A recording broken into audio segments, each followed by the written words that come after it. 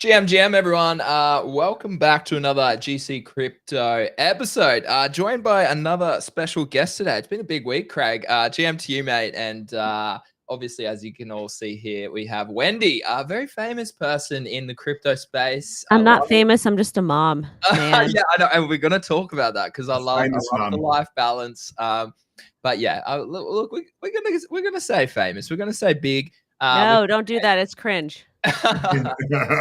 It is what it is. Hey, numbers don't lie. But at the end of the day, Wendy, we really appreciate you jumping on our show today with us. So thank you for jumping on. Of course, thank you for having me.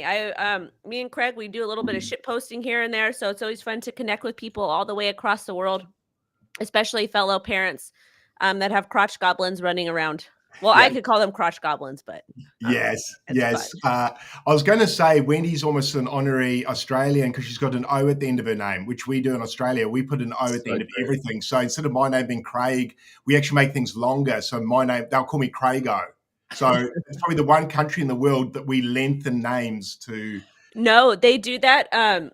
Like a lot of Latin American countries, they do that. They have like 30 different names. And then in Italian culture too, you have like your Italian name, your birth name, or no, your Italian name is your nickname, your birth name, like a middle name, and then your church name.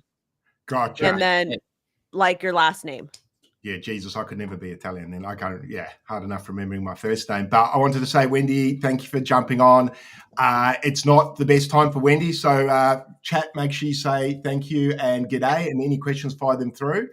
And very pleased to have you here. Been a long time follower, watched your journey, seen you through the years. But I was first a rookie, still am a rookie, but 21 I started watching you and all the other guys and girls in the space. So happy to have you here. And Greenie, let's get the show kicked off, my man. Well, Wendy, for people that maybe haven't heard of you before, do you want to give us a little intro about your crypto story and then what you currently maybe do?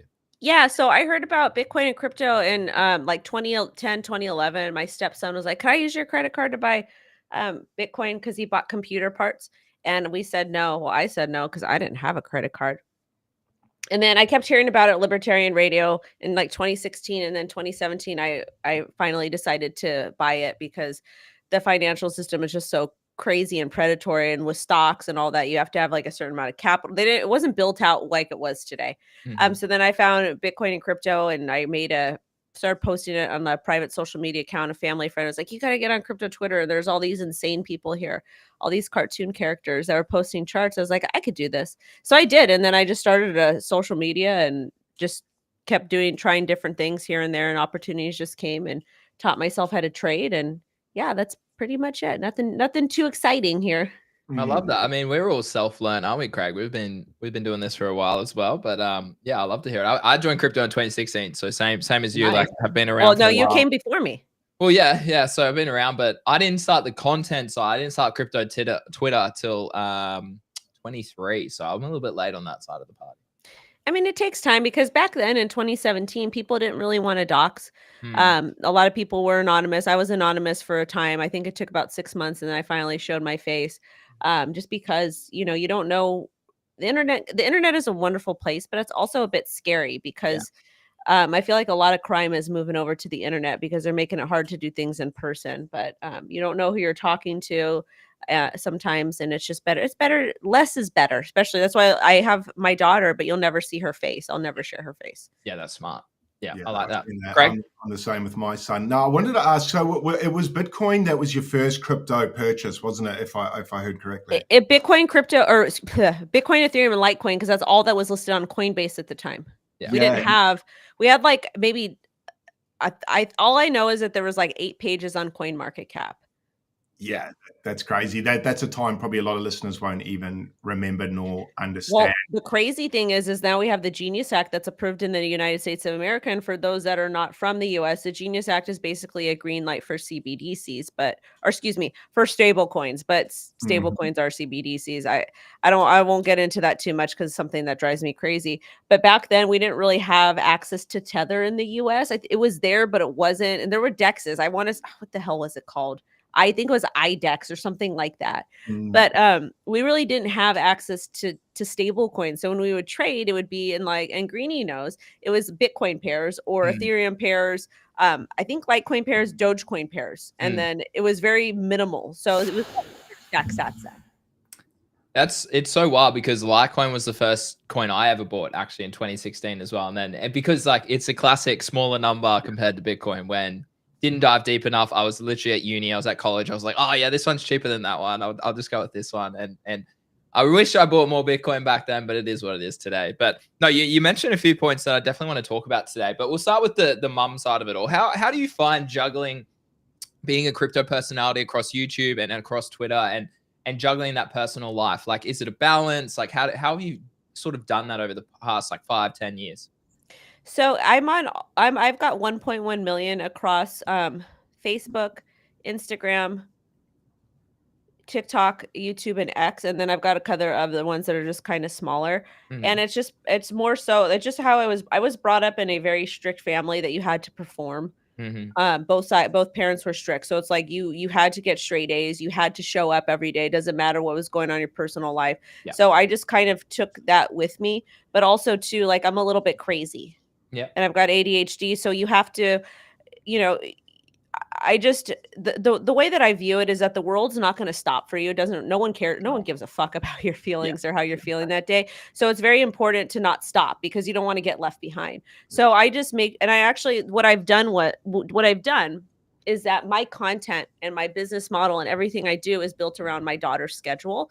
So that's why, like, in the morning time, I'm pretty like I'll shit post and stuff and I'll post things, but I'm getting her up. I'm doing lunch. You know, getting her situated for school, driving to school. I have to work out. I've got to prep for my show. So the mornings are hectic, but I'm normally up between like 5, working between like 5 until I go to bed. Like, I'm still checking, but it just really stuff has been built around my kids' schedule for the most part.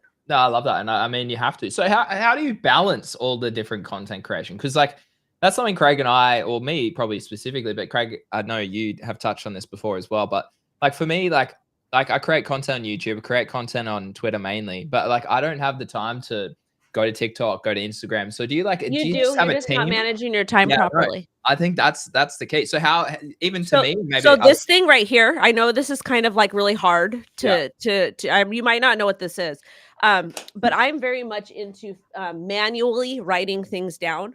I'm not using any digital devices to kind of map my day out. And I know that's super old school and a lot of people don't do it, but they've done test studies on it. And people who actually write things down, like if you actually take notes physically instead of typing into a computer, you're able to retain that information a lot better. So I've got my schedule and stuff planned out, but it's like I've got to do my stream. I've got to do a TikTok. I've got to do a short. I've got to, there's all these things that I have to do throughout the day. And so I just try to knock them out as fast as possible. And it feels very good to cross something on my list. It feels different than crossing something on my list on the computer, but that's just something that works for me. I'm a big fan of lists. Don't get but you need something bigger. I know. Yeah, I do. I agree. I find, at least with the paper as well, you can do little mind maps and little trees, and that's how I work as well. So I'm the same. I'll take notes, and I agree with you. Writing it down, remembering is a lot easier than digitally. Digitally, for some reason, just doesn't stick in my brain. I don't know why. Maybe because we're old. Yeah, I think so. I'm an 80s baby, so I grew up a pencil and paper and a rubber, and a calculator that could only do about 3 things. So Ninja Turtles and all that stuff. I wanted to ask, when you first entered crypto, Wendy, if you want to, as weird as that sounds, did you go straight into starting to write about it and blog about it and things like that, or did it take you a little bit of time? I saw the cartoon characters posting charts, so I wanted to learn more about that. And then I just, Twitter's a really great tool for commenting on things. And again, I wasn't a really big social media person, but I knew I needed a change in my life. I wanted to be an entrepreneur. I just didn't know what. And like everything that I kind of explore it was really hard to do. Like, you have to understand that I live in LA County, and like, politics aside, LA County California is very hard to do business in. Our taxes are super high. We have insane red tape. There's so many different policies. Like, it's not small business friendly any way, shape, or form. So I kept trying to figure all these things out, and like, it just seemed so hard. And I even I even started going, the SBA stands for Small Business Association. And like even got a mentor there to kind of understand like, how do you get funding for a business? And all, I started researching all of this stuff, and it just was it was so hard. And the guy told me, and I even knew other entrepreneurs from when I worked in healthcare, there's like, they'll never give you a business loan. And so that was really like, it was like not depressing, but it was really sad. I was like, I have this really great idea. All these other companies and people are able to get one, but as like a first time business owner, they just won't give you a loan. Like even if you have a business plan and you can show revenue and all kinds of stuff. So, I had quit my job in healthcare. I was at the company for 10 years, healthcare for 10 years. I was just like, I have to go back to school because what else am I going to do? And I was in America, we have this thing called community college, which is, it's a complete college is the way they have it set up. And for the most part, America is like, it's literally a scam.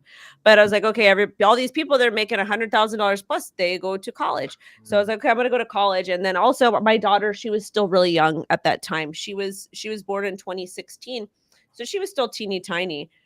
And my job was terrible because I was driving 4 hours commute or 3 hours commute 4 times a week. So I didn't know what I was going to do, but I went back, I got my bachelor's in like business marketing or whatever.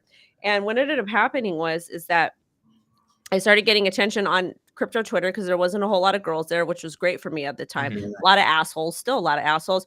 Okay, fine, whatever. I'm an internet personality. Like I get it. Like not everybody's going to like me, but really mean people, which fine, great, fine, fantastic. Cause I've got super, super thick skin for the most part, but I wanted to learn more about crypto. So what I did was I'm going to host my own meetups because back then in 2017, the conference tickets were like, they were like $1,000, $5,000, like super crazy expensive. Like I can't afford that. Like Bitcoin is created for the people, by the people. This should be more accessible. So I started meetups, and I've done over 4 dozen all over LA County, Chicago, New York, Canada, a couple other places, small ones. But that's where the YouTube channel started, was to live stream those or to show that content to my global audience that was on X. So that's where the YouTube channel started. And then it turned into something else. Very cool. Yeah, got you. And from us speaking, you were sort of reaching out or suggesting to me, which is very helpful, by the way, and you gave me the most concise list. I was like, this lady's phenomenal. There was no fluff words in there at all. But basically, you gave me a rundown of sort of your daily procedure, or perhaps what I should do rather. And a lot of it was, and you were mentioning focusing on Facebook and what was the other one you said?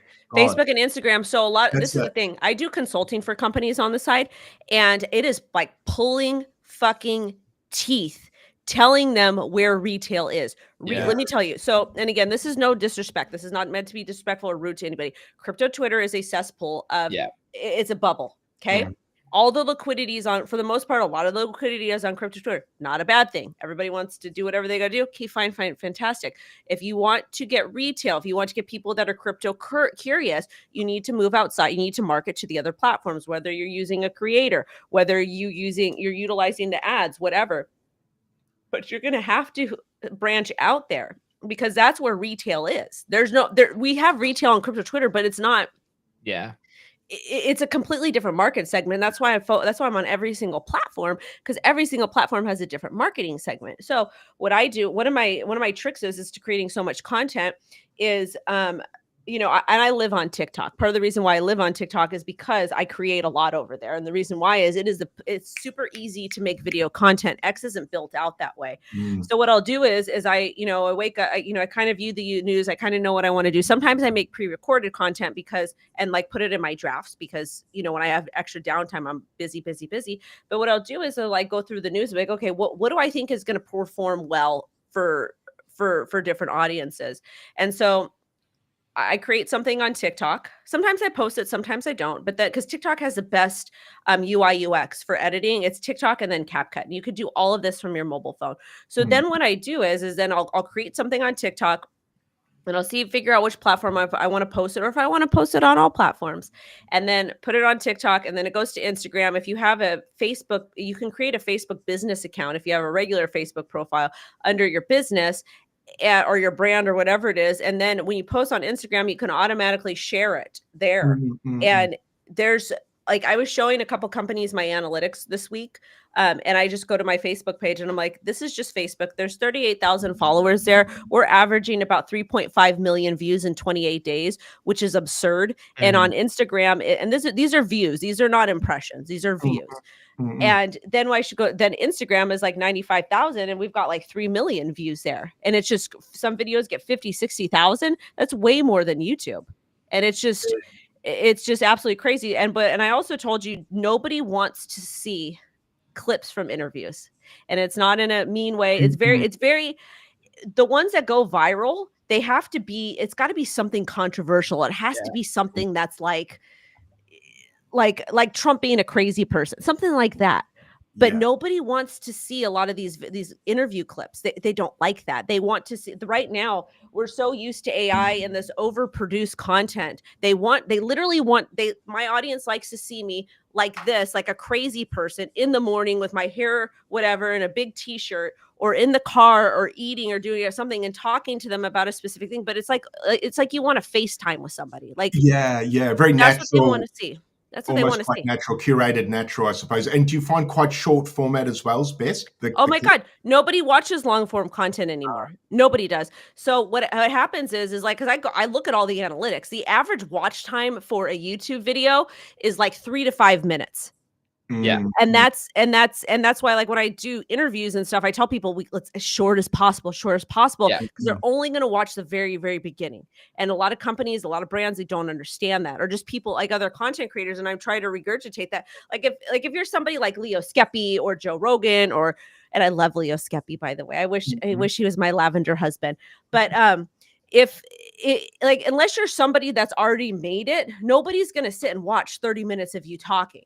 No, they're not going to give you the time, are they? They're too busy. I get it. We're all too busy as it is to go. Yeah. So short form content, cool, great, fine, fantastic. It works so much better. So much better. You're going to get a lot of more brand awareness, clicks, everything. But people want the short form content. They'll watch the long stuff, but you gotta give them something that what are you offering to them to incentivize them to watch it? Why should they take, like Craig said, very busy people, why should they take 20 minutes out of their day to listen to you? Yeah, very good point. And that's something I think a lot of content creators on X need to look at, including ourselves, Greenie. We're not there in any shape or form. You can, and I tell people, because I'm if just as long as somebody's nice to me and they're not a dickhead to me, I always will get in DMs and talk to people, like, and give, and hang out and stuff, just as long as it doesn't take time from my kid.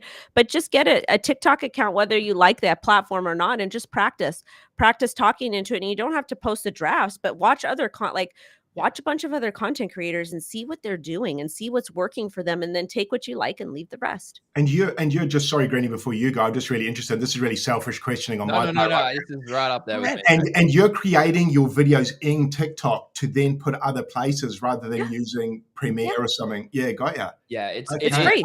I tried it before too. And it's fantastic. And I use CapCut since you recommended it, Wendy, which has been really good, by the way. So thank you for that recommendation. I paid for it, got the paid one. It's so good. It's so good, and it's got a teleprompter too. I don't know if you found that one, and it's got filters, so I don't have to because everybody's always gets mad of girls because you wear too much makeup, you don't wear too much makeup. Oh, you can't win, right? But it's got so many tools on it, and I used to use Adobe. I used to use all these things on my desktop and travel with this big old laptop. Yeah. But now I just travel with a couple of cell phones and go. And this really cheap, what is this? The stand. Yeah, I like that. Literally, that's what I did. I traveled all last year, and that's what I had. Literally a stand and my phone, so it worked. Yeah. I like your microphone. It's super cool, though. I love thank you. Yeah, it's on brand, isn't it? I had a look at my YouTube ad analytics, and it says average view duration for all the videos over the past year is 228. So that's fascinating, isn't it? It's fascinating. Told you. Yeah. Shorter content to better. If you're going to do dedicated content on YouTube, you need to focus on, you can do a culmination of shorts and short form content, but they let the 3 minute mark with the YouTube 3 to 5 minutes is the key there. That's what they love.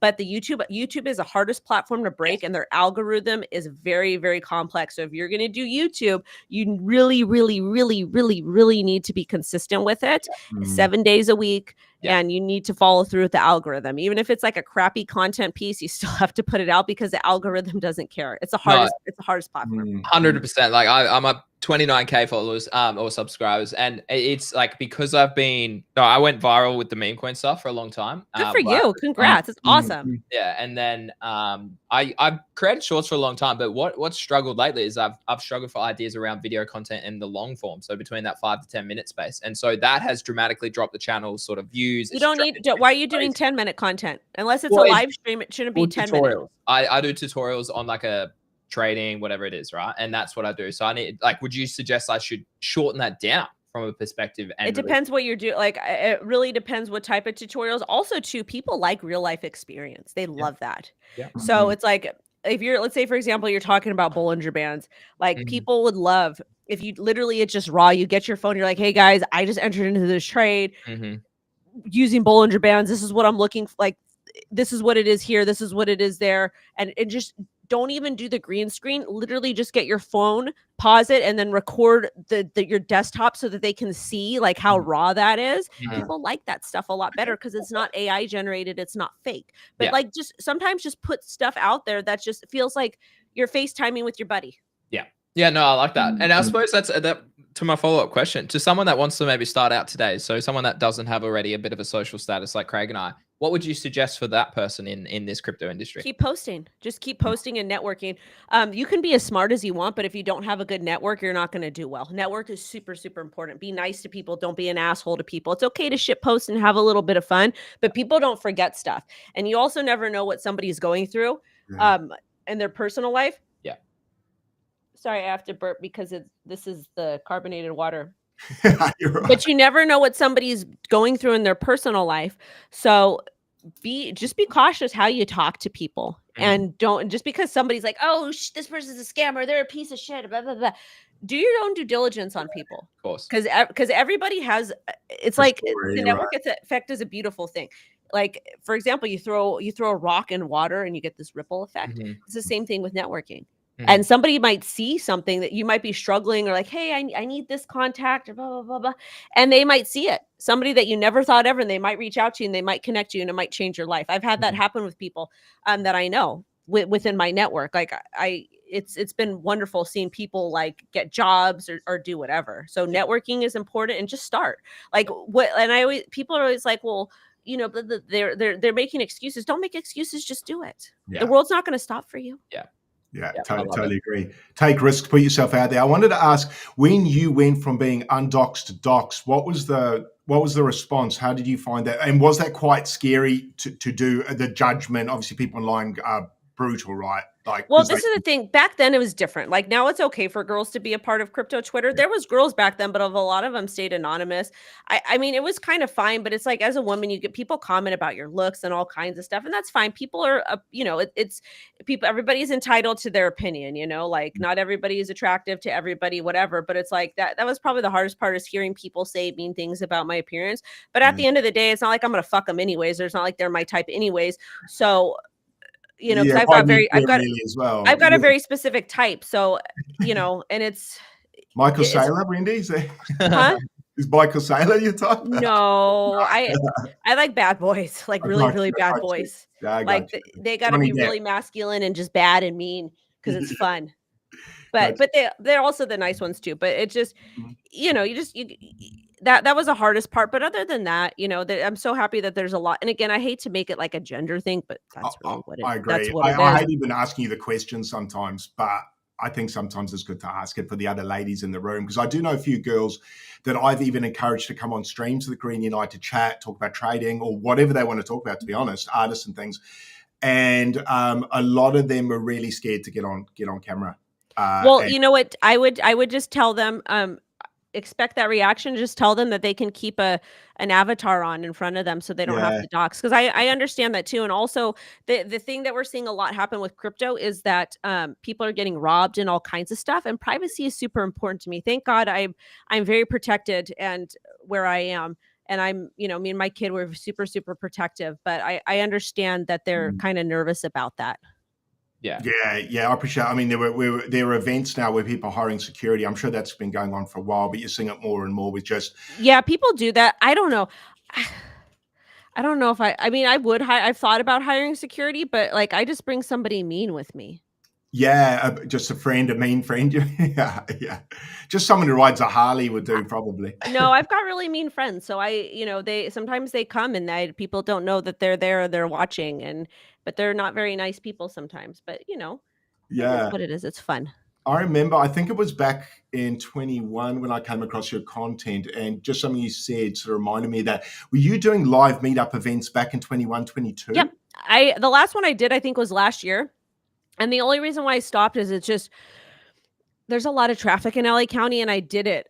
There was like a period of a year or 2 years where I was doing them, I think, bi-weekly or monthly or something like that. And you guys have to remember, I got a young kid, and it's just a lot. Plus, with all the content I do, it's just too much. So I got to Yeah. protect my peace a little bit. But like, if a company wants to reach out, if a company is watching this and you want to reach out the way I run my meetups, I don't charge you for me hosting them. I will charge you to book the spot and buy food and drinks for the guest. Mhm. And if you'd like to do that, happy to chat with you about it. But I've never charged somebody to host an event. I think or maybe I'll just to be fair, 95% of my events, over 4 dozen, they've just been to cover food and drink for the guest, that type of stuff.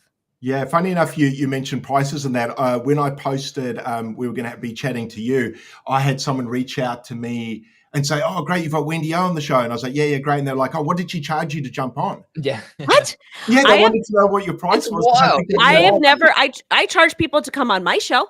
Yeah, yeah. And I Like said, companies. "Oh, no, she was-" So I have never in my life charged another creator. I know other creators who have, which I won't say who they are. I have Gotcha. never in my life charged another creator to come on the show. I think it's tacky. I think it's rude. There was a time period where the crypto YouTubers were all super united and everybody would support each other. I will never charge you if you ask me to come on. I might decline depending on my schedule or whatever it is, but I've never charged anybody to go on their show. I think that's terrible. I think it's horrible to do. However, I have charged people for if they want to come on my show, companies, not people. There was also a time for about a year or two where I would do a Friday live stream, like a roundtable, and we would just cover the news. And there's like 4 or 5 of us.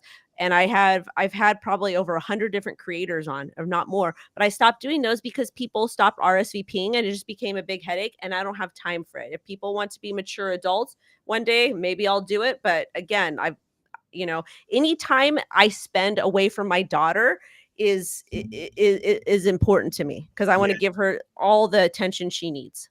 Yeah, she's what, 2016? Yeah, so she's 8. She'll be 9 in August. Super excited. My son's the same. My son's September. So September. Yeah, September 6th. So also same age as you. Great age, such a cool age, and definitely understand. Like, my son sits with me. He'll look at charts. He understands Bitcoin. I'm teaching him all that stuff. Good. Understands government, and you know the drill that I run him through. And just to make sure he's safe when he grows older, because obviously we saw through COVID and that what they thought about us. Maybe I shouldn't even say that word on YouTube. I don't know. Yeah, you gotta say panorama. Yeah, the panorama.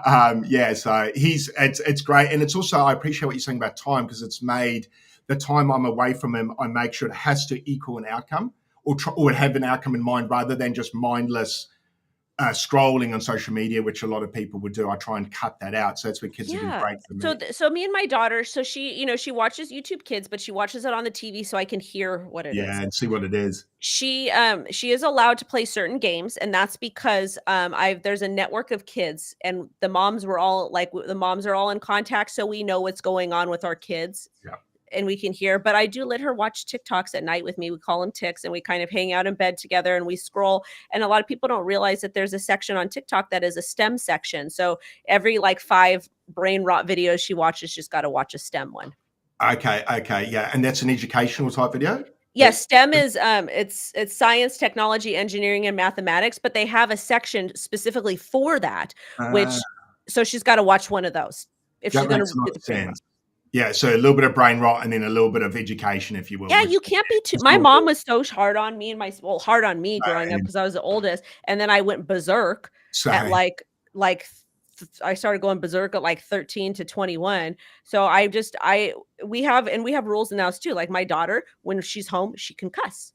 She's allowed to say the F word and all kinds of stuff, because I don't want her to do it in public. And I want home to be a safe space where she feels comfortable enough. Now, obviously not to be an animal or disrespect me, but to have the safe space. And I know safe space sounds kind of ridiculous, but I know what you mean. I want her to have this place where she can be herself and she can let loose. Because sometimes when you bottle up all these emotions, I've seen people out like lose their minds. Me too. Yeah, I was a lot like you as a younger person. If you didn't give me a good reason about the why, I'd ask a lot of whys, why is it like that? Why do I have to do that? And if the reason back to me wasn't good enough, I'd do it because the why wasn't good enough. Right. And that's why I like to have open conversation with her, because like when I tell her no, I explain. Her dad's really good at that too. But we call him Details because he doesn't shut up. It's like, it's too much. It's too much. Yeah. So, but we always tell her like, no, you can't do this. And this is why. Or if she gets in trouble for something, this is why you're in trouble. Or if it's something that's repeated, hey, I've told you that you can't do this. The reason why you can't do this is because X, Y, and Z. And she knows that mommy and daddy's number one job is to keep her healthy and safe. And that's why she can't do certain things. So I think it's important to have open dialect with your kids and explain to them why this is not good. Because if you just say no, well, of course, obviously there's sometimes when I get pissed, I'm just like, no, but for the most part, yeah. No, I agree. Greenie, you shoot, brother. I think it's an interesting, I think the big shift in parenting has been observed since technology has evolved, obviously, over the past 20 years. Like, I'm a 90s baby, so I was on the fringe of both. So I had tech when I was a kid, or coming out of high school, and then didn't have tech as I was a younger kid. So it's a nice special privilege to have both. I want to pivot to a few things. The first one is, what do you think comes in the future of crypto in terms of regulation and stuff? Now, obviously, we've pretty much got probably one of the most, you could loosely say, bullish governments in history, right? Where they are accepting bills, they're talking about stable coins, they're obviously the SEC's off the back of XRP, et cetera, et cetera. So I'd love to get it from your insight, because you probably talk to like people that we don't even think about or see on the timeline. So it'd be great to get your insight into that side of the crypto. So it's a double-edged sword for me. I'm not like anti-government. I'm not one of those crazy people that's like, we need to defund the police, because police and the first responders and stuff, they provide a very important service. However, I don't like being told what to do. I don't like overreach. I love my Second Amendment right, and I will protect myself with my Second Amendment right and my kid. So that's kind of where I basically stand in the middle. I'm like, you know what? Live your best life ever, but don't mess with anybody, especially the babies. The kids are the most important ones to me. Like if I see somebody, and that's why I don't like the people that use the AI, the baby AIs, to be like, I feel like I don't feel like it's going to end well. So whatever. But this is the thing. There's always going to be someone that's smarter, more attractive, better, richer, whatever than you. And a lot of these people, they're in government and they're in higher power. Or higher positions. Great, fine, fantastic. When we're talking about the government, you are not going to, and you might be able to compete with these people that are better than you, but the government is a complete step above, you know? So they make all the rules for everything. You are not going to be, I mean, yeah, you can run for office. Yes, you can try to make change. And I love that. I think it's wonderful. But at the end of the day, you are going to have to learn this term called this thing that's very hard for people to do, especially people that don't have social skills: compromise. You have to compromise with these people, because you think that you think the banks were going to let crypto walk in and say, you know what, everything's pivoting to crypto. No, that impacts their bottom line. Exactly. Okay. So people are pissed off about this and what Trump is doing and all these different things. I'm like, you know what? That was the best possible outcome for us, because if it was the other person, we would have had crypto would be banned. And that's based off of their past action. And people can argue with me all day they want, but I'm somebody that I'm somebody with a pretty decent amount of street smarts. I like to watch people and I like to focus on their actions. So we might not be getting exactly what we want, but that's also part of the people in America's fault, retail investors, because power is in numbers. And a lot of people have become very, very complacent and forget that they can write to their city councilman and their state councilman and their county like all of those different things, and they choose not to. So it's a necessary evil involving government. But at the end of the day, this is people's time to remember the very ground roots of Bitcoin and why Bitcoin was created, and to continue to critical think, to continue to fact check, and to continue to really think for themselves and push for better, because right now is the time. And I know there's there's a lot of different caveats, like the Genius Act. I hate it. I think it's terrible, but it's a necessary evil to push this industry forward so we can all continue to make money.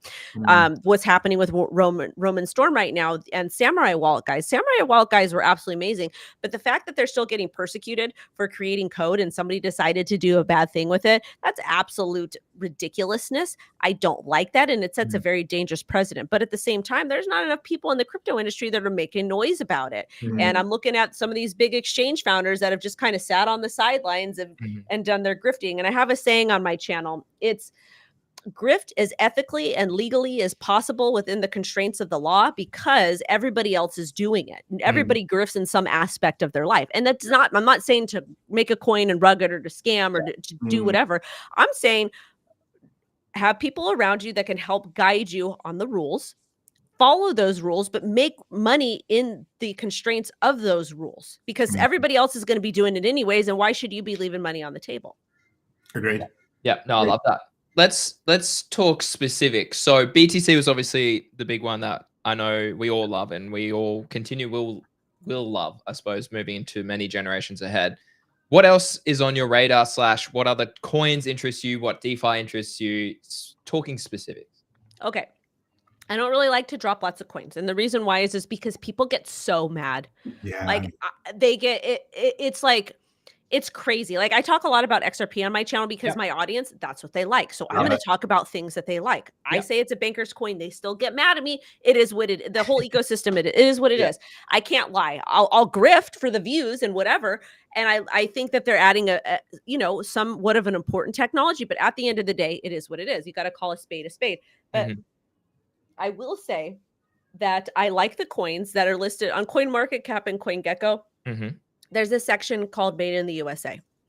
Most of those coins, they have people that are applying for spot ETFs. Spot ETFs have been estimated to bring in about $8 billion per ETF of liquidity.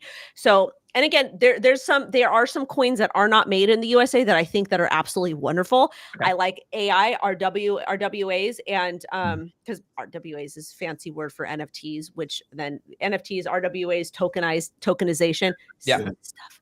But AI, RWAs, and DeFi. So if the coin is not made in America, but it encompasses that and it makes sense to you, I think that those are the ones that people should be kind of researching on their own. Because if something's going to get made into an ETF, that means it's got government approval. Governments are not good, but at the end of the day, why are we going to say no to making more money? Yeah, exactly. No, I love that take. I want to, and diving on that topic, I got two follow-up questions too. What's your thoughts on NFTs and what's your thoughts on meme coins? Now, I'll have follow-up questions to those broadly after. Yeah. Okay. NFTs, wonderful, wonderful, wonderful, wonderful idea. Just the people in the space suck. The people in the space focus so hard on the generative crap, which I don't like. I love musicians. I love artists. I love real creators. I'm not a real creator. I come up from a family. My grandpa was a jazz drummer back in the 40s and 50s. My aunt was a guitar player. My daughter's a guitar player. So many of my friends are musicians. I've dated musicians throughout my life. So I have such a love and respect for all that they do, because they end up putting all this work out and they die poor because nobody respects their work. So I thought NFTs are super cool. It's like, this is going to fix the problem with music and art, but this people in the space just abused it. And that's fine, because that's what happens. And fingers crossed that things turn around and it changes. So I do like NFTs, but I just don't think it was done properly. And I had a lot more higher hopes for music NFTs. Meme coins, I've played with meme coins before. I don't really have any issue against them. It's not something I really do too much of, because I'm not that good at it. And that's not bad. It's okay for me to look at a particular part of my investing strategy, be like, you know what? I'm only allocating like 0.5% to this or 1% of this to my portfolio, because I'm not super great in it. Let me focus on things that I'm good at. And I think a lot more people would do better in the industry if they did that, because that's called taking personal accountability and inventory. But meme coins are fine. They're cool. There are some super strong communities that I love that I think are wonderful. I love Dog. I got that with the airdrop because I got the rune stones. I love the Apu community because they show up and they flirt with me and they're just cuckoo over there. And again, I'm not telling you, that's not financial advice for you guys to buy anything. So community's going to flirt with Wendy to get a shout out. But they're just really sweet to me. They're nice, and you can tell that they're like most of the poo community. They're like older men. They're not like young kids, and they have like a different, like it's just different. But meme coins are cool, and the people that are printing on meme coins that are doing it ethically, shout out to you. You're awesome because it's a lot. It's a skill that you have to learn. But they're just not my favorite. Because like if I talk about a meme coin on my show, we've talked about meme coins before, but by the time somebody else sees the content and I've entered and exited my position or taken profit or made a moon bag, then they're going to get wrecked. So I kind of try to stay away from it a little bit. No, but I'm the same. Like ever since like I got too big, and like I'm known as a trader, and so like I need to be very careful that I'm not shilling a low cap below probably nearly 500K that often. So because that's it. Like that's me and my ethical boundaries and going. I don't want to grift the people who follow me. I don't want to use their money to make. I mean, you can tell them, say, hey, this is happening at X time, Y time. Yeah. If you get into this, I'm probably going to be out if you make it clear. But also people are just so, I don't know if people are raised in barns or whatever it is, but there's no one wants to take accountability for anything. They literally That's what I say to Greeny sometimes with when you might, I don't want to use the word call a coin or whatever, but someone, if they get a win, it's because they're smart, but if they lose, they blame you. Yeah.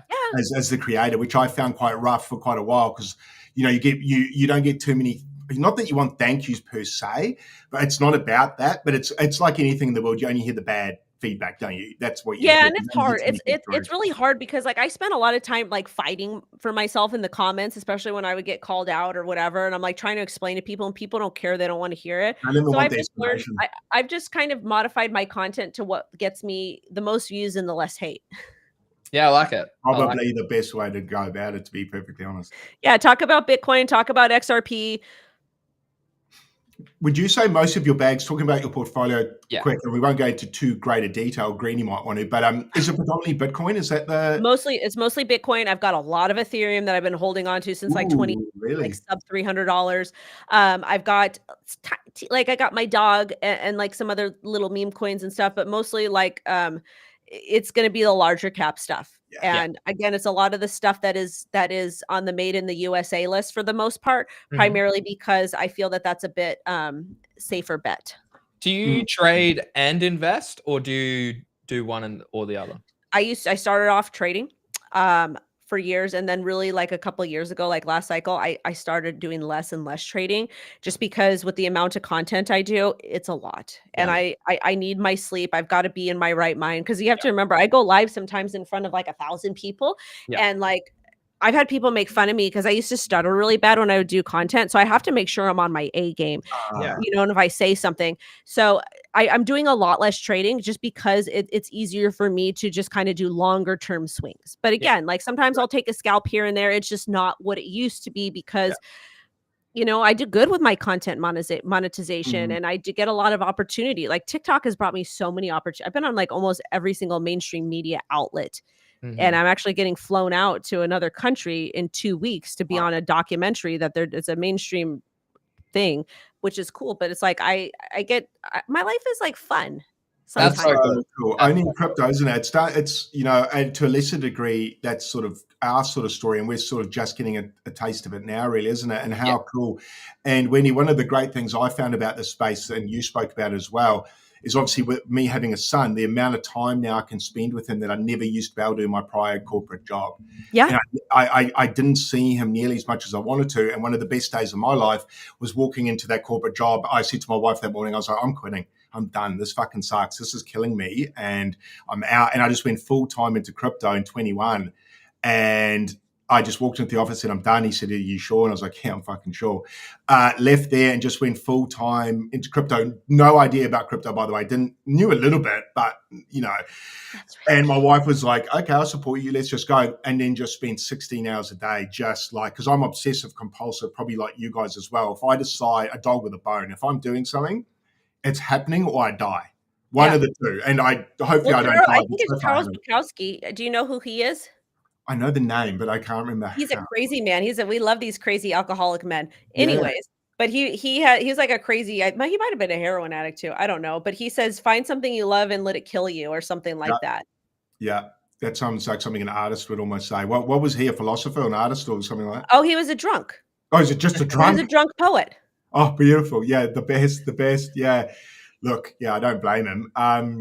Yeah, you go, Greenie, you shoot. Well, I suppose to follow up with that, with the more investing mindset, which I think a lot of people could definitely probably take that feedback on. I mean, like if you're not outperforming Bitcoin, you probably shouldn't be trading, really. Yeah, most people are not good traders. I've had terrible trades.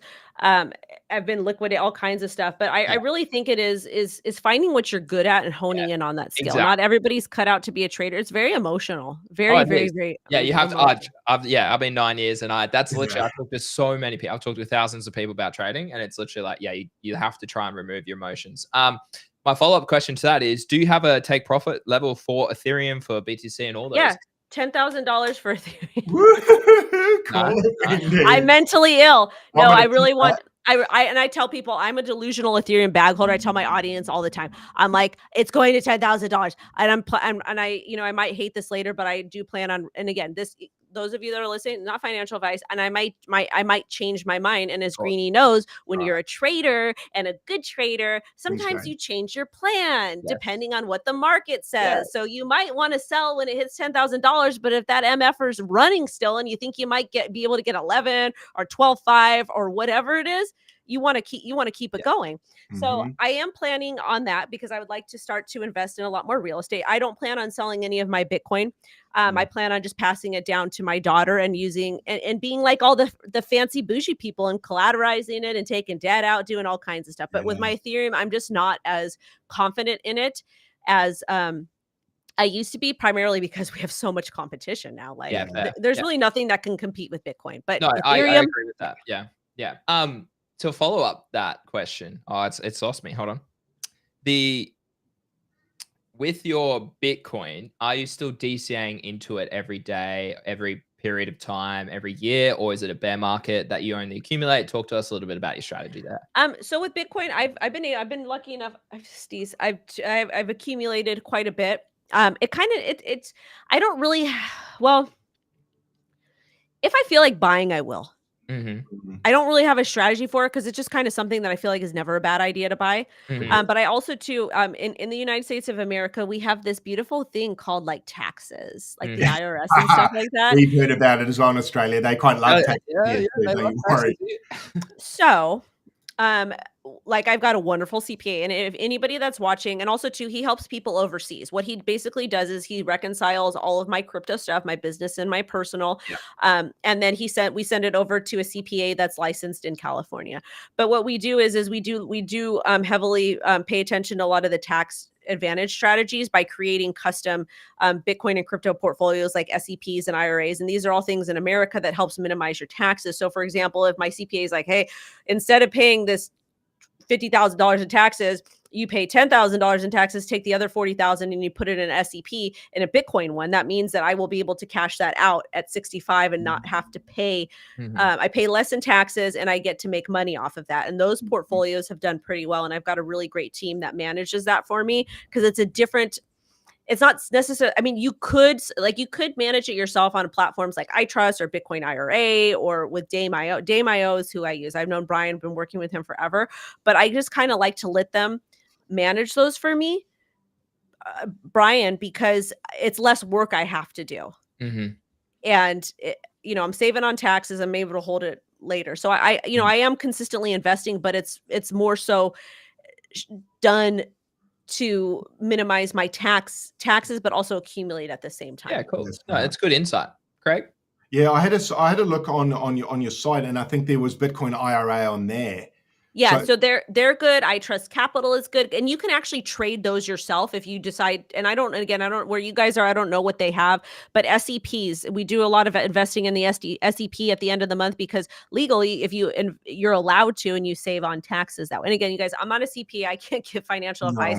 I just got a really dope team that handles stuff for me in that aspect. I mean, I do my own investing, but it's like sometimes you got to let people help you, man. Yeah, of course. And I want to add to that point too. I think it's obviously very personalized, I suppose. Like here in Australia, it's very different to someone over in California, right? So you do need to make sure you understand your own regulations, your own tax requirements, and all that sort of stuff to where you are based. And that's why I hire somebody to do it, because it takes a lot of stress off.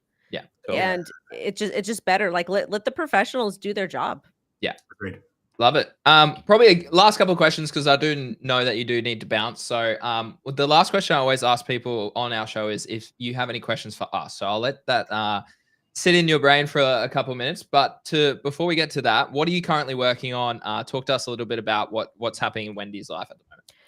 My personal life's a hot mess because it always is. But just what I'm working on, I just consistently do content, and I just want to. I like what I do. I just want to make money ethically and legally, and just give my kid the best life, like, and find peace. That's really it. Is just have a very peaceful life, be by the water and that type of stuff. Like I'm a very simple. Well, I'm a pain in the ass, but it's fun. You get to, if you're a woman, this is the thing. If you're a woman, you get to be a pain in the ass if you're a good cook, and I'm a good cook. Brilliant. And you cook and clean. If you can cook and clean and do a man's laundry, you could be a little difficult. Do you know what? I agree. Sometimes old-fashioned values fucking go a long way, man. I don't know. I think my wife and I work so well as a unit like that. I promise you. Yeah. People that, I think sometimes, and not to get too controversial on this one, I know people get their knickers in a twist, but I think sometimes each part of that can do a different job better than the other. Yes. And it's not about being equal. It's just about cooperation. Complementing each other. Like, it feels real. I think men really it doesn't matter if they're blue collar or not. They really love coming home to a home cooked meal.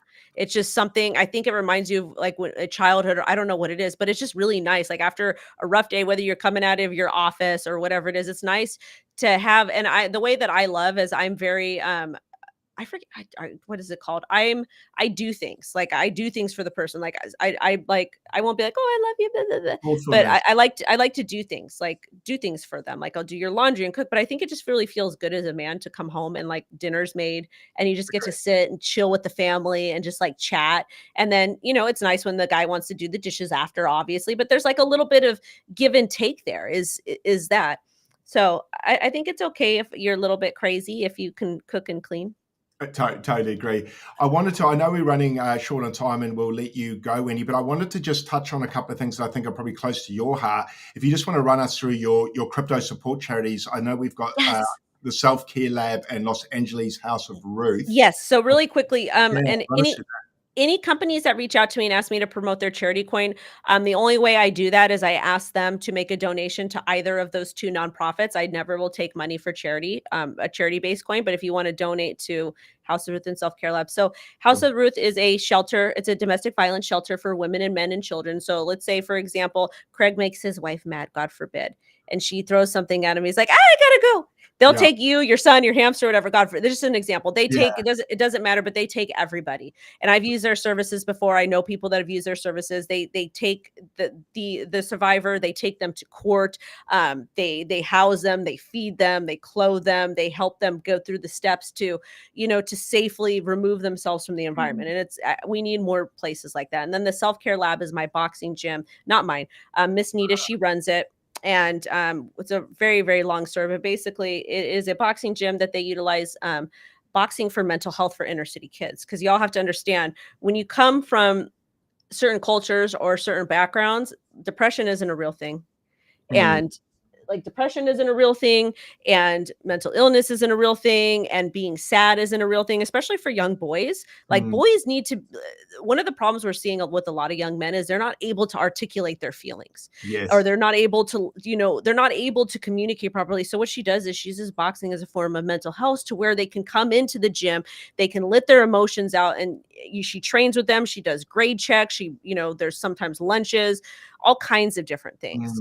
And, she trades, men and all different types of people, but it's a really great organization. It's kind of like a small version of the YMCA. And the goal is to raise between $500,000 and $1 million to buy her own building so that she can continue, because she's a family and marriage therapist, so she can continue to build out this service that she offers and provide tutoring and financial literacy and, gym equipment and those types of things. That's what she wants to do. But, unfortunately, the beautiful city of Los Angeles County is run by a bunch of scammers and terrible people. The city of Pomona is run by horrible people. Montclair, Claremont, those types of cities, they want to dump their problem children off with her, but they don't want to pay her or help her find a facility that she can afford.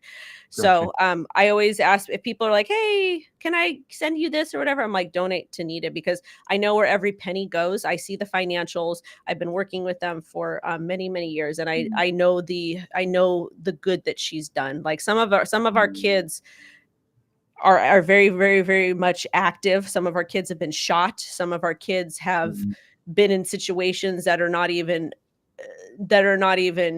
imaginable for other people. So Yeah. I support our kids, and I think that if we give a little bit of extra love to our kids, regardless of where they come from or their background, that they will, remember that kindness and hopefully be productive members of society and know that somebody cares about them. Awesome. That's so good. That's so good. I love that. No, well, all right. To end the show, do you have a question for us? It's always a little special package. Sorry, I got the burps because of this. I've got the same problem, Wendy. I've got. It's just so good. Like, it's so good. Okay, so what sports do you guys play? Oh, that's a good one. What sports? I don't actually play a sport really at the moment, which I should. Greenie, I know, does, so I'll let him answer soon. But now most of the sport I play would just be with my son in the backyard. So it'll be like. What is your son like? What sports do your son do, or what are you and the wife putting him in? Martial arts, he does. He did that yesterday, so he went to that. I took grandma with him. Umar went and watched him for the first time yesterday, so that was pretty dope. And then a game called AFL, which is an Australian game, which is basically what's that similar to, Greenie? Rugby. Yeah, rugby, but you gotta kick it. It's rugby. Rugby players are very handsome. But it's like, these are like the athletes of rugby. They don't run as hard at people. They have it's a 360 game where they shoot. Quite agile. Probably like basketball of rugby is weird. Yeah, or soccer. It's like soccer, but like contact. Someone's yelling out cricket in the thing. Yeah. No, cricket's a bit slow. But that would be probably what we do. Yeah. But Greenie, you're a bit of you're playing a bit of sport at the moment. Yeah, no, I used to be a sport teacher, so that's where I actually came from. What sport? Oh, I love everything. So I mean, I used to play a lot of cricket, a lot of touch footy, played rugby back in the day, played water polo. I played everything. Water polo. But now I did triathlon 2 years ago. I need to get back into fitness. That's probably a big thing that I've struggled with. I traveled all last year, and that's the one thing I've sort of foregone is. Actually, that's my sport, Wendy. Gym. That's okay. That works. You're a gym guy. That works. But I play golf. I love golf. I love it because you can go out, you can be social, you can be competitive, and it just gets you in the environment. It gets you out. It's a competitive game. You can always be better. And I think that's a really good escape for me away from crypto. That's wonderful. Yeah, that was my question. I was actually curious. I've actually never asked anybody what kind of sports they're into, but I thought it would be a fun question since we talked about the lab, because martial arts is very, very, very, very, very important to me. It's actually, I told you guys I'm a little bit crazy. It's been one of the only things that have helped kind of reshape my mind, like positive affirmations and stuff. But martial arts, boxing in particular, I've been boxing for a very long time, like on and off. But it's martial arts really, out of all the sports, it really makes you focus on what is right in front of you and to be able to pivot and to think fast. And it's just a really, really, really, really, really good release for emotions. I know that sounds like No, I totally agree. That's what the exercise, and that high intensity where you focus on one thing. I think that's. And I think it's good. I think sports and martial arts and that teaches you to be present. You have to be present, otherwise you're going to get punched in the face. And be a team player, even as a boxer, even though it's a single one sport, is like you have your coaches, you have your home gym. You have to be able to coordinate with your coach. Mm-hmm. So it's just, I don't know. It's a beautiful sport. My dad did martial arts for a very, very long time. My dad was like cuckoo. Like, I don't remember a whole lot of him because he died I was like 10 or 11, but he was super successful in finance before he got sick. And again, I did grow up poor. And we, like, when my parents separated when I was like 7 years old, and things were like a hot mess, but he loved Kung Fu. That was his thing that he did. And that's kind of what ended up killing him to an extent, but he was so good at what he did. And he also used to teach, self-defense classes to girls and community college at very, very low cost, because like when nobody else was doing it, this was like in the 80s, but it's martial arts just kind of runs in the family, and I love it. My kid is not into it, but yeah, she punches like a girl. Oh, yeah, we've got to fix that, Wendy. I'm sure, I have no doubt you'll end up being quite powerful in some way. You know what? She's such a girly girl. Or I get that just happens, baby, because you're not so much. Although you kind of are. You're a bit of a mix. You're hard to pick, actually, Wendy. Yeah, I You're just like she's Phil, but my not. daughter. She's been playing guitar since she's been born, like since she could hold a damn guitar. So like, yeah, but she loves dancing and she loves singing and she loves playing guitar and she's more of an artist, which is fine. But Yeah. I guess I'm an artist with my with boxing because it is, you have to be very coordinated to do it. My footwork is still not up to where it needs to be. But anyways, thank you guys so much for having me. I appreciate it. This was fun. And those of you who are watching, make sure to subscribe to Greenie and Mr. Purse because they're actually trading, you guys. They're actually trading. And you know what? I wouldn't be surprised if you reached out to them and you're like, hey, can you help me with this? They would probably respond.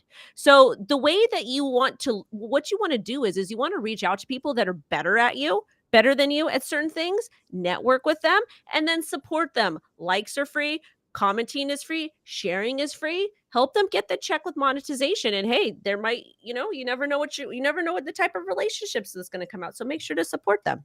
Thank you, Wendy. We'll clip that. I mean, that's fantastic. Yeah, I I can't end the show better than that. So and Wendy, vice versa, give Wendy a follow. She's almost got all the follows in crypto Twitter already. Yeah, so yeah. she's collecting all the cards. But no, I've just been here long and I've been fighting with people for like 8 years. That's why. Yeah, you've got time in the seat. But Wendy, from me, I want to say thanks for jumping on. Great to have you on board. Followed you a long time, so it's been pretty special to have you on here. Thank you. Won't say anything more cringe than that, but thank you. Shout out to you and have a good little sleep. Bye, guys. Have a good rest of your evening. Send in love and light. I hope you all make as much money as ethically and legally as possible and give those babies what they need. Bye. See you later. See you, Wendy. Ciao. That was huge. Great episode. Great show. Great show. I was trying to flick around to see who was saying what, but it was a bit tricky too. Do you want to have a quick market cover, Greenie? Yeah, because we are correcting here, chat. Just before we do end the show today, guys. Bitcoin 115,000. Yeah, I actually DC8. I just bought some of them before, Craig. I just pinged in GTG. I said, guys, I just bought some. Yeah, I think that's a buy. Do you think? I don't know what your fibs are like, Greenie. Have we just broken below a fib now? Could it go lower? No, so I've got the bottom of my range here. So this is the bottom of the range here at 115. So I actually really don't mind this level as a DCA opportunity. I still think BTC goes to way higher than this, Craig. So I really like the opportunity to buy some here. So I might buy a little bit more right now as well. Yeah. I was waiting, like, because the 115 dip the other night, literally this dip here, this happened in the middle of our night. So we didn't get to see it. Look at that, 2 a.m. So I didn't get to buy that dip the other day. So definitely like that we can get a re-entry here. Do we go lower? I said this last week, Craig, on the show. I preference lower. Eli asked as well earlier in the week. He said, like, oh, do we go higher? Do we go lower? Because he sent me Trader Main, and Trader Main's like, oh, I think we go higher. And I personally didn't agree with that. I thought lower first too. Yeah, I didn't agree with that. So chart didn't look like it wanted higher instantly to me. It looked like it wanted to test lower, just test support, which is healthy as shit. Yeah, exactly. Like, I mean, if you zoom out, like, we've been on an absolute cook for so long. So it's like no surprise to see us a little bit of a consolidation period. And if anything, Greenie, would you agree that if we see a healthy pullback here, would you be inclined to say we go higher for longer? 100%. And I think the longer we pull back, the healthier that is. And like historically, like I put out some tweets recently. So first couple things we've had, for the first time in history, not the first time, second time in history, we've had 5-6 month closures in a bullish positive candle. Yeah. It is a July close officially, like probably soon. 10 a.m. is usually, the just now, isn't it? So yeah, that officially, that is 31 months in a row of positive price action if you look at the 6-month chart, which is like in nearly uncharted history. So the end of the year, basically, Craig, we have to close above about, I think, $108,000. And that'll be the first time in history you've had 36, so 6 by 6 month candles back to back. So, I mean, I'll just show you guys just because it's a bit easier. I've got a bit of drawing on this chart, but like, as you can see here, this is the first time. Let me get rid of the fib. This is the first time that we have seen 1, 2, 3, 4, 5, 6 in a row for the first time ever. So we had 5 back here in 2015. We had 1, 2, 3, 4, 5, and then we have the top of the cycle. So does that mean that we have the top of the cycle in this next 6 months and that we do come back down to what, about 107 to 300-ish? So That's about the level to hold, Craig. If we close this 6-month candle, so that's the end of the year of 2025, we close that above 107,300, then that would be the first time in history, which is just, it's wild to me that it is the first time in history we've had 6 by 6 month periods of no correction on the 6-month chart, when it's like when the market cap of Bitcoin is literally at its all-time heights. It's just crazy to think about it in that way, right? Isn't it crazy to see those candles on those 6 months all come down to meet to grab liquidity? Yeah. Those wicks, Greenie. Literally every time. Look at that. Yeah. When you look back, it looks so easy to trade it, doesn't it? But it's when you're in the moment emotionally. I mean, looking at that chart there, you just about say, how could you lose money? Yeah. But you do. It's just so crazy to me that emotions make a chart like this look more complicated than it needed to be. And I think the real thing here to take away, and people might be like, Green, you're buying a Bitcoin at 115K. Like, why? Like, why are you doing that, bro? And it's just like, well, look at this chart, right? I think we're over here in the next 5 to 10 years, right? If not higher, right? Like, I think we're way up here. So, like, it just makes sense. I think I still get a 2x out of this in the next 5 years, minimum at 115K. So, and I'm playing the long game. I got a DCA bot on. I will buy some when we have big correction days. And whether I swing trade that, as Wendy said before, I might aim to exit at 180K this cycle, but we might not get there. We might end up, she only played the upside. She said, oh, but if it looks like we go to 200, then you might play that. I wanted to play the downside and say, a lot of people target, say, 150K, or a lot of people target 180K. What if it only gets to 147? What if it only gets to 138? This is where what I'm thinking typically tends to happen. And that's why I watch quite closely numbers that people throw out, especially round numbers. Yes. 150. Yes. I agree with you. If the consensus is 150, I'm thinking 137. Yeah. 136 with a big front run. Yeah. So I'll be out then. I have been selling a few other meme coins on Abstract, just the shitty ones that I just like, it's like $1,000 and I'm like, I'd rather hold the ETH and then rebuy the dips of the good ones, right? Like God. So and big shout out to God for the honoraries. Actually, we should put that on. Oh, actually, yeah, we should probably touch on that. Shout out to Nish for doing that. I didn't know it was coming. I doubt Greenie knew it was coming. Yeah. Nearly leaked out DMs there. But here we go. So I didn't know this was coming. So big shout out to the God team for sending this our way. Look at those guys. It's so good. It's so good.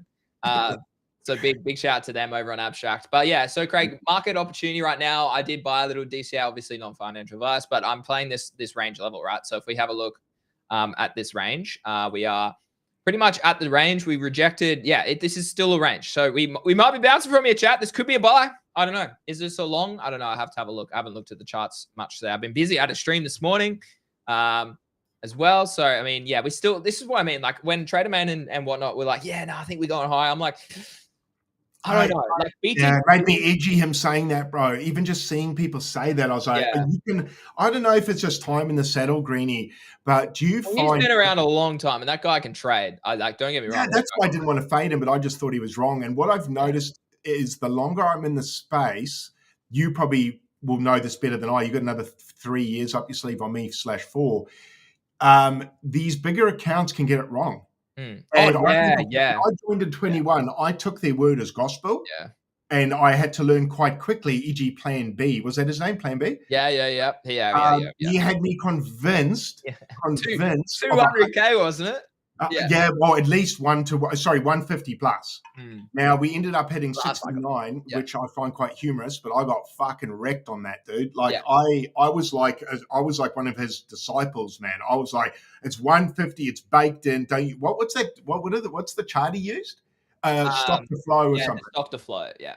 And that was a big lesson for me, dude. That even though accounts are big, doesn't make them right. And no one is right 100% of the time. Nah. And the other thing is, even if they've got a bunch of, I'm going to use a cock gobblers / glazers under there going, oh my God, you're right. Because you'd read the comments and 90% were like, yes, this is going to hit. So as a new person, you kind of get brainwashed because you see all this, and that's called a bull run, guys. Yeah. So be really careful with this. And I don't want to say I'm right. I literally got stopped out, and people always say, "Oh, Greenie, you don't share your losses." Literally, I do. It's just we don't have many. We don't have many losses. Like Let me just show you. Your losses aren't particularly No, catastrophic. they're not. Like this was a hedge long that I had on Mog. It was breaking out, and then it came back down, stopped us out. This was during the night the other day. I lost on. Yeah, we called that the other week. So like I take losses, guys. Like no trader wins 100%. I'm not saying I'm right here either against PvP. I'm just saying I personally didn't think we were going to go higher because of a range of different things, but we still win. Big shout out to these scalp traders every day. But I mean, for me right now, yeah, but this is a big level, and I've been saying this for a while. I said this. I literally the 2 days or yesterday, Craig. I said these are the three most important charts right now. It's the total crypto market cap. This is a big one, right? We are coming back and retesting the previous all-time high. Okay, so if we don't bounce from here, yeah, we could be in for consolidation for a bit longer here. We could be in consolidation for until October. We don't know how long it could last. Historically, August and September are two of the bearish months of BTC. And I think this is showing that we may go into a sideways downward crab until Q4 now. Two scenarios. We go sideways like this, or we go sideways like this. Like that. Okay, yeah, they're probably the two scenarios. That's kind of the one I'm looking for. If we do something like this, I get very interested and I probably buy. I buy a big dump. If we have a big dump, I buy. Bro, if they give us a 30, 40%, or 30%. I don't think we get that deep. Neither do I. That's a 20 back to the previous all-time high of last cycle. Yeah, so. Nah. If we do, it'll be an interesting moment for those, how am I going to word this? Emotionally buying that dip, buying a big pullback at 30%, it takes balls, eh? It's a sickening feeling when you hit buy. But in my experience, buying when you feel sick is normally a good buy, and selling when you feel sick is normally a good sell. Can I suggest something too? Like the reason I am optimistically cautious here, I think we go higher over time, but I think we go lower or sideways first, is we are so overextended, okay? Well, this is the weekly. Right? This is a weekly, right? And then if we have a look at the monthly, it's also up the top. It's been up the top for a long time. Now we are above the pivots, which means every month that this closes, the closer we get to these pivots means the closer the top of said thing would be, and thus the reversal of the trend will occur. Now, are these religious tools that you can follow? No. These are just confluence against other sort of things like the Fear and Greed Index, social understanding, the dollar strength, so many things that I take into consideration in my analysis. But if you look at all of these charts, they are all overextended, okay? So we need time. If you want BTC to get to 200K this cycle, chat, if you want it to get to 200K, we need time, okay? We have front run a lot this cycle, and we front run this breakout again. Everyone's like, oh my God, summer's so boring. You might as well step away. We just had one of the most bullish summers in literally crypto history, and I'm talking America summer because it's bloody winter here, and I'm sick of it. Yeah, anyway, that is like, historically, this is also a very bearish period of the year for BTC and crypto because people are away, or it just isn't historically a good time. So does that mean it's opportunity? Probably for the end of the year into 26, maybe if global liquidity continues to increase at a very aggressive rate. We just had no rate cuts yet. Here in Australia, I think I actually don't know. We've had a couple this year, so we are a little bit different to America. But naturally, it's still the cost of living is very high here, and it is around the world. So people don't have a lot of liquid cash like they did in 21 to just go buy, right? So these are all the sort of macroeconomic things that you need to take into consideration. The dollar back above 100, as we have it on the show right now. So this is a massive area for me. If this shows more strength, yeah, we're going to correct for a bit longer. So these are sort of things you need to look at. And if you look here, the opposite, and this is the opposite, right? The dollar has bottomed, create a double bottom off this, probably a bullish, bullish divergence. Bro, this looks good. The dollar looks good here.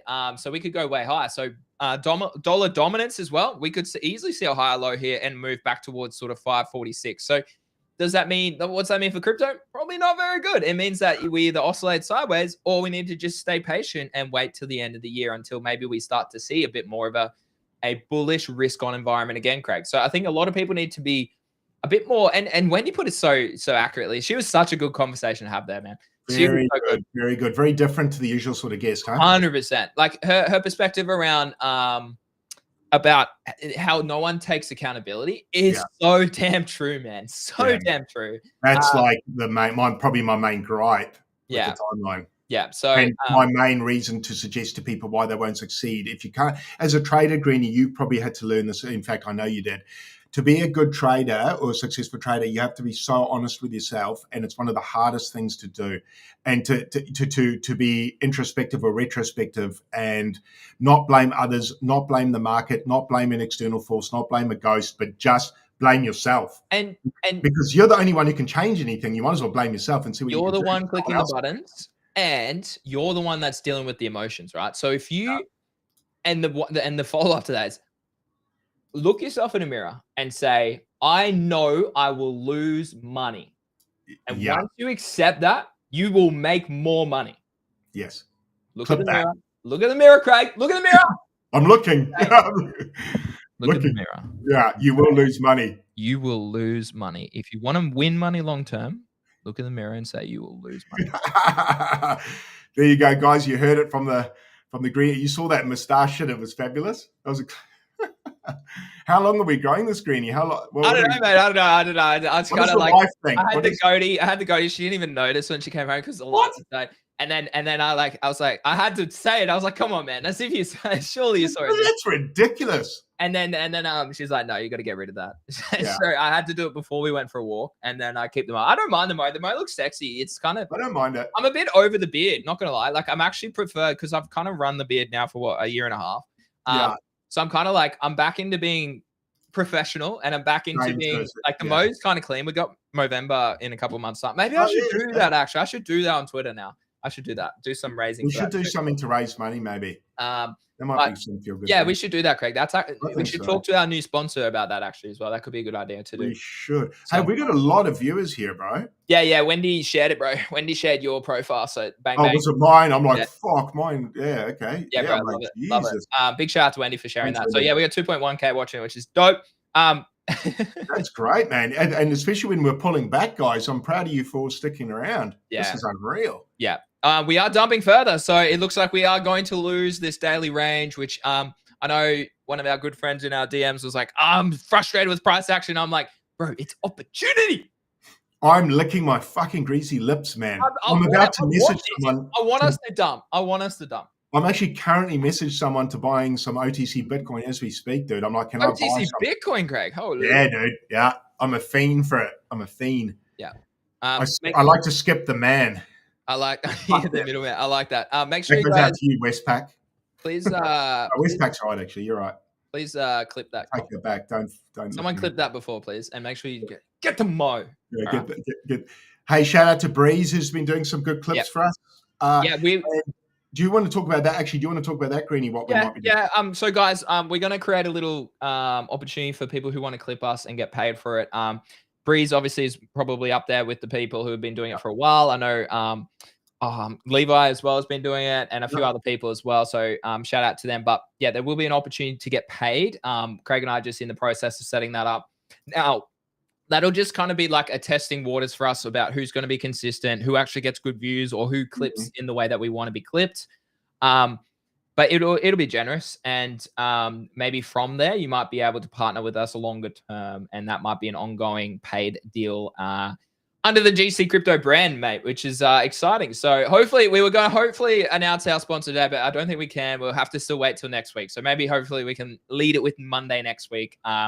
Just some other things in the background, okay? Because there is a process, and we want to make sure it's all sorted and equitable and everything like that. So super pumped. I'm so excited, Craig. I mean, if you've caught on a few hints around the shows and stuff, maybe you may have seen who it could be, but yeah, I'm excited. So Greenie's been secretly teasing you guys for weeks. So yeah, I hope you've been picking up what I've been putting down. So we'll wait and see. And then you know what? We probably can talk about the crypto event. I haven't even talked to GTG about this, but there will be a potential event coming up, Craig, as well, where we will have an IRL, our first IRL sort of show in a way. It'll be a daily show. We'll probably try and do the morning, maybe. I don't know. We'll have to see if we can drive or not. We'll have to see.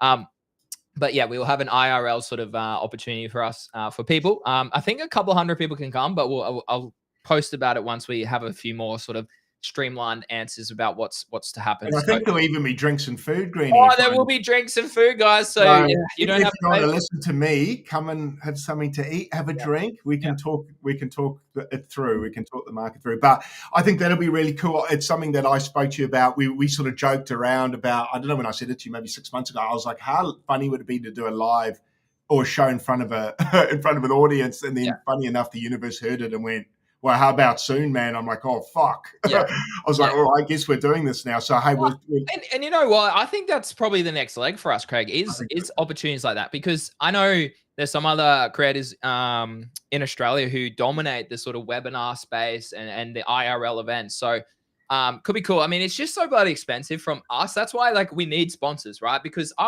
we want to do it, but out of pocket, you're out of pocket tens of thousands of dollars if you want to do these things. And it's just not sustainable for us, right? No. So that's why we need sponsors to come on board and to kind of help us out. So pumped about that. Do you want to get out there, spread the good word of crypto, do it, and obviously do it with integrity. Yeah, and Q&As as well. So hopefully we can ramp up the whole marketing and everything for everything. So we're pumped about what's excited for us in the future for GTG, for GC Crypto, and all that sort of stuff. So next week we have Spencer on the show as well. This time slot next week, Craig, we have Spencer. Yeah, it's booked in. He did confirm it. So hopefully, I've sent him the calendar invite. He said it's good to go. So hopefully that works out. I think it will. This time next week we'll be talking to Big Spencer from Moonbirds, man. So I'm pretty pumped about that, bro. We're getting banger guests, man. Mate, I know someone in the chat earlier said, God, you guys keep getting huge guests. Where is it? I'm just like, I don't know what's happening, man. But mate, it's hard work, chat. And this is what we were just talking about Wendy with. Like, it's like she's been doing it for 8 years. I've been doing it for 2.5 years, Craig. I don't know how long. You've been doing it for 3 years, 4 years. Yeah. Stream. Not much longer than you, but only about 6 months longer than you. Yeah. So 3 years. I just saw Crypto Novo streaming again. So is he back? Maybe we inspired him, mate. I'm thinking the bull run's back, man. Like if you start to see those people come out of the woodwork that were big in 21 and they start, no, I'm not shading them or anything. It's just interesting to me to see people come back that were quite main characters from 21 that kind of went silent, Greenie. Yeah. Not throwing shade at him. I don't know what happened personally. Probably a good sign, but also a sign that maybe get your sell limit set. Just like, I don't know, man. When these people come back, it might be time. When they come down to sit for dinner, maybe I need to leave the table. I don't know. Can I also say this here is a very bearish week for me. That's another cautious reason. Me a lot. When we spoke about this on stream that week, and we spoke about that. How long ago did we speak about that? Oh, whenever it was, like 2 weeks ago. Yeah. Yeah, and we both said, I don't like that's a bear. And I also said the same thing for Solana. So this is, where is it? Maybe not the daily, but the weekly. If you look at the weekly here, and then we reject. Oh, Eli, we rejected from the 0.5, brother. Does Eli have a long on that? No, I think he stopped at break even, and I was talking about the long in the chat with him. That's a bearish wick as well. Plus the retest. Oh, baby, I literally said this. I think last week I said what you want to see Solana do now is not bearish retest it. So not close like this last week.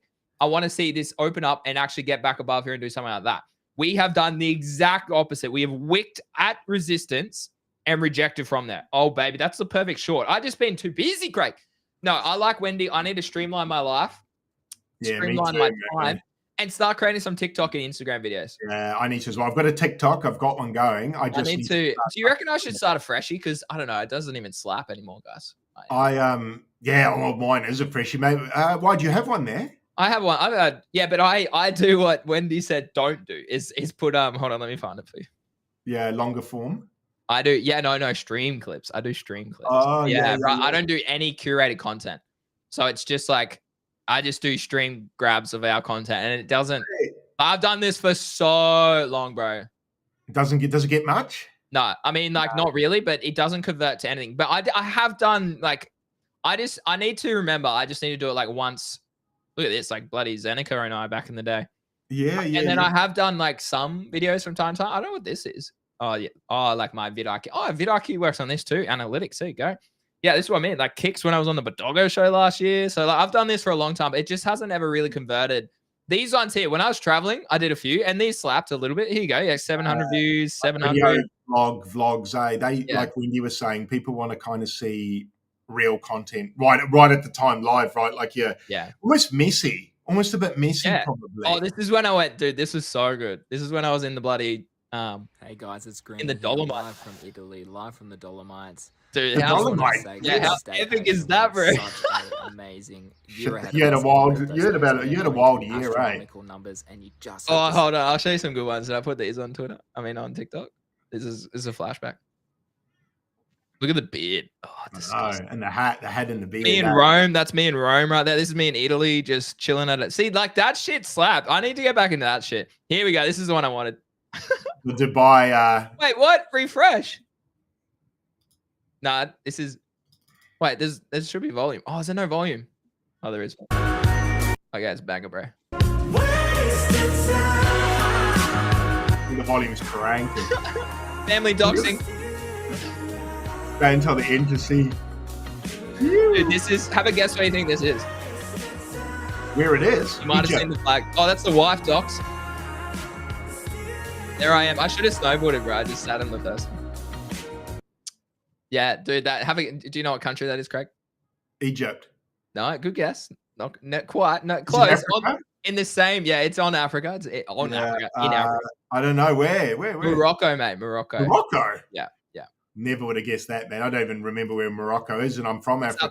It's up the top of Africa, on the left side. Shout out to my African brothers. But like, see, I need to Craig. I've did this for ages. I need to run this back chat. What do you think? Get back into. I need to as well. I need to get TikTok. I need to get. Oh man, those Scotland clips. Can I do it? There's Scotland when I used to do. Yeah, there's Edinburgh Castle, mate. There's the Northern Lights in Norway. There's Craig.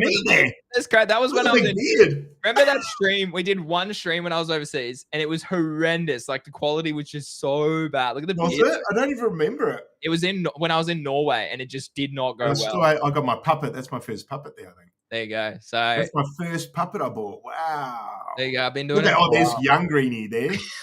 Yeah, what's happened? I'm That's only 2 years ago. That's pre-travel Greenie. Pre-travel Greenie. So yeah, guys, I don't know. I need to get back on it. Look at the beard, man. Look at the beard. This is in London. I remember that filthy beard. Here live from the London Eye, as you can see above me. So good to be checking out London. The beard is so good. People must. And then you're like, I'm a school teacher, and people are like, oh my fucking God, get him away from me. That's the thing. That's why I did it, right? Because at school, I always, every 4 days I would have shaved when I was a teacher. So, I was the same. You'll notice my beards and all my streams in the early days because I was the same as you. I was so used to being told I couldn't have one in corporate world that when I got away from it, I went a bit the other way. And now I've come back to, I'm like, actually, it's not like I want to be more professional, but I just kind of rounded back to it organically. I don't know how or why, but I'm like, no. Well, I mean, that's an opportunity in yourself, guys. If you want to work for me and you want to be my little people are dumping SMP, eh? Yeah, it probably makes sense to take profit. I mean, I'm still in. I haven't even sold. I haven't sold anything. It's I'll just let it fucking go. I'm not gonna. Yeah, if it breaks support, maybe I'll consider it, but it looks fine here. Guna, fucking 15% down. I just bought it yesterday. You fucking dogs. Yeah, I have been selling a little bit of stuff to just rotate. Stop selling, please.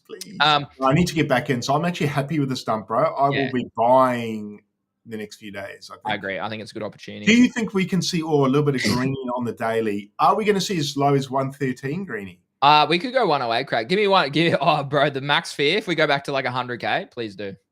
Oh, yeah. I will buy quite aggressively at 100, man. I'm selling some of these other memes on Abstract, and I'm going to, if we do see, oh my God, the slippage on that, dude, is $200. Yeah, that sucks. That's a good way to trap you, though, eh? That's ridiculous, bro. You're like, oh, yeah, this is worth 1.5K. By the time you it's 1.3K. It's ridiculous. Yeah, I know. That's kind of shitty. What else? Yeah, maybe I'll look at selling that bad boy too. Okay, I'll hold those ones. Yeah, I mean, interesting times. I think we could go lower. I think people need to understand that lower means opportunity. And I'm going to focus on content, Craig. I'm going to focus on content. We need to focus on content. Oh yeah, that's what I was talking about, guys. If someone wants to genuinely kind of work for me in like, I need help with like ideas around clips for Instagram, TikTok, and stuff like that. As in, like, I need someone to be like, Greenie, do this, Greenie, do that sort of stuff. Maybe help me with a few other things. Maybe, yeah, send me a DM. like a PA in a way. Yeah, I know what you mean. It's hard to find a PA that you can trust, though, Craig. That's the only query. Yeah. I'd be along the same lines to some degree. Maybe we both need the same PA, Craig. I don't know. Possibly, yeah. It may not be a bad thing to cross to sort of cross collab on that. Yeah. Because obviously with the business it does anyway. So could look at that as well. So reach out, guys, if that's something you guys or girls, if that's something you excel at and you enjoy. Reach out. Certainly clippers, I know Greeny and I are looking for. That's something that's adding a lot of value to streamers' content now. Just because they're streamers, it's hard. Well, content creators sound so wanky, but you just don't always have the time to do it. You're creating the streams, then you're trading and making calls, and like clipping is like so tricky to do during that time. So it is. I want to ask Craig, what's one thing you took away from the chat with Wendy today? If anything, probably just I'm on the right track. Personally, as a creator. Nothing, I wouldn't say anything revolutionary, but just confirmation of my feelings of being in the space. I will say something, focusing back on TikTok. I need to refocus. I did for a couple of days, and then as we humans do, I got out of routine. So actually, biggest takeaway, more structure. Yeah, I need more structure in my life. Yeah, I like that. I like that per day. I'm very bad with that because I'm a bit ADHD. If I see something shiny over there, I'll stop what I'm doing.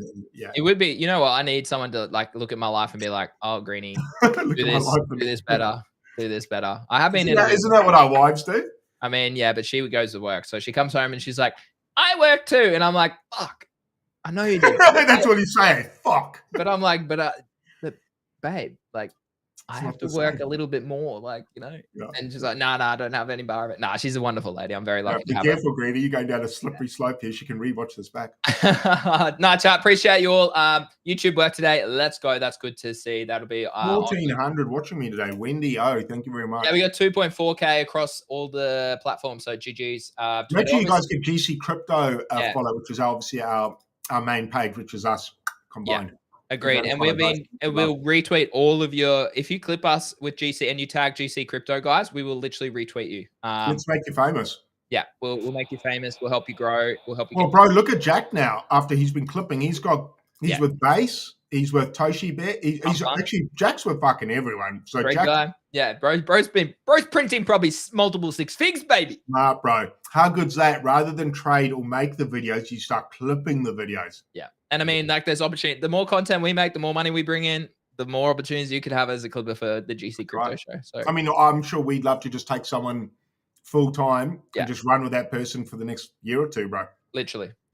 So yeah, that's a goal. So go follow our page, guys, if you are watching GC Crypto TV. The heads. How good. GC Crypto TV, get us there. We ticked over 500, so we're powering along really nicely. All our clips will be shared here. All the lives are here, so you can go back and literally watch any clips from the shows or potentially watch any streams that we had.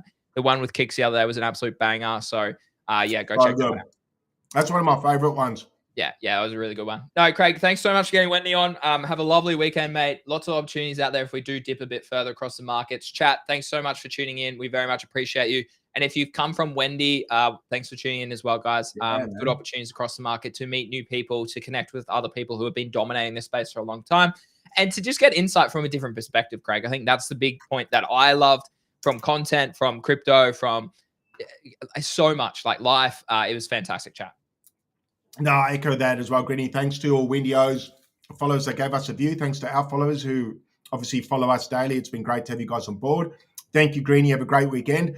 Let's get a bit of rest over the weekend, maybe. Give our voices a rest. Yeah. And I'm going to go buy some Bitcoin, guys. So we'll see you on the timeline. I'll be active as fuck on this dip. So you'll see me there. And if you're not, or if you want a bit of support and you don't know where to turn, Greeny, if you want to chuck that link up, I just don't have it in front of me. GTG, great supportive group where you can come with like-minded people. One of the main things I found when I joined crypto is I found I didn't have anyone to fucking talk to about it or run ideas past people. So joining a group, bit of a shill here, but I find it a great way to navigate a space if you don't have any fucking friends in the space when you're new, especially. And even if you're not new, still valuable. So give it a look, guys.